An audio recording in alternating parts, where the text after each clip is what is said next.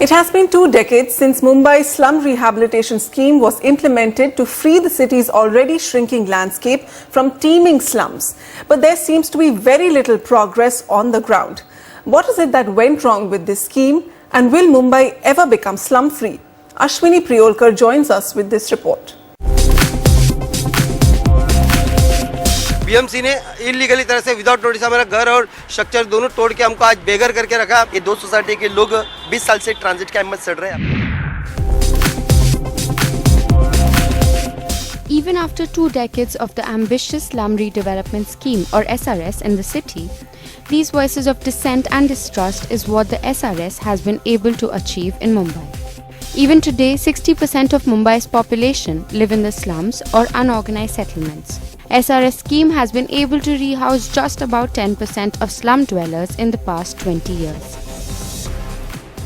ये जो राजनेता है, ब्यूरोक्रेट है और ये जो डेवलपर है, ये नहीं चाहते कि ये स्कीम चले, क्योंकि अगर ये स्कीम अपने स्पीड में चली तो ये जो रियलिटी मार्केट का जो भाव है, जो वो ट्रेडिंग है, जो इसकी जो अपराइजिंग है, वो अपने आप नीचे आ जाएगी, क्योंकि अफोर्डेबल हाउसिंग जो है मुंबई शहर में एक बड़े पैमाने पर अवेलेबल होगी और ये नहीं चाहते।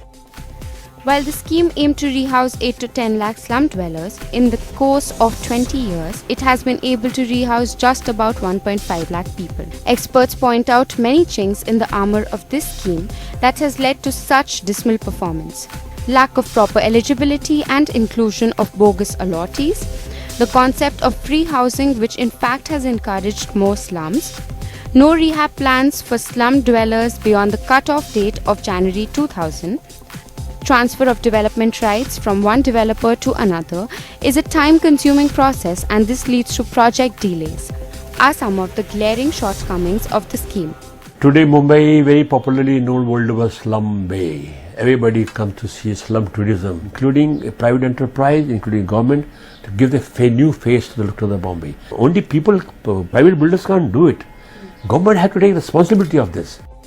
Disappointed, now many slum dwellers are willing to go for self-development model in which they themselves will appoint a contractor for the redevelopment.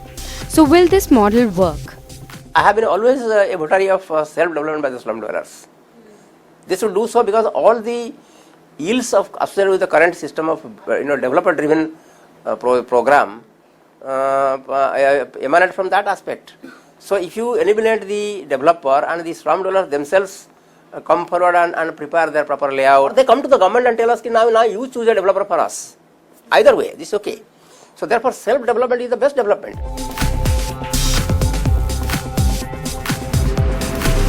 A serious relook at slum rehabilitation scheme which has neither helped Mumbai solve its slumification problem nor to create affordable housing is in need of the hour. Self-development model could be a viable option. But looking at things where it stands now, state government's plan of making Mumbai slum-free by 2022 looks over-ambitious. From Mumbai, Ashwini Priolkar, NDTV.